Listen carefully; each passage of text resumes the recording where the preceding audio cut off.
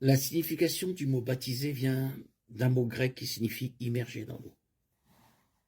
Par conséquent, le baptême par aspersion ou par déversement est un oxymore, quelque chose qui est contradictoire. Le baptême par aspersion signifierait immerger quelqu'un dans l'eau en l'aspergeant d'eau.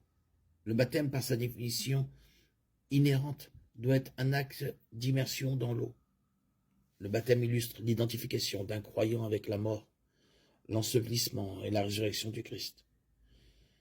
Ne savez-vous pas que nous tous qui avons été baptisés en Jésus-Christ, c'est en sa mort que nous avons été baptisés? C'est en sa mort que nous avons donc été ensevelis avec lui par le baptême, afin que, comme Christ est ressuscité des morts par la gloire du Père, de même nous aussi, nous vivions en nouvelle vie. Romains 6, 3, 4.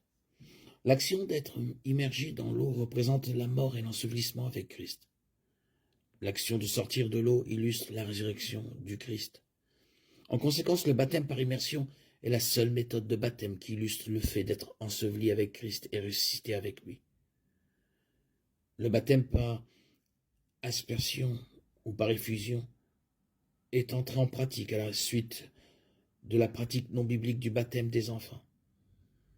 Le baptême par immersion, bien qu'il soit le mode le plus biblique d'identification avec Christ, n'est pas une condition préalable au salut. Il s'agit plutôt d'un acte d'obéissance, d'une proclamation publique de la foi en Christ et d'une identification avec lui. Le baptême est une image de notre abandon, de notre ancienne vie pour devenir une nouvelle créature. 2 Corinthiens 5, 17. Si quelqu'un est en Christ, il est une nouvelle créature. Les choses anciennes sont passées, voici toutes choses sont nouvelles. Le baptême par immersion est le seul mode qui illustre pleinement ce changement radical.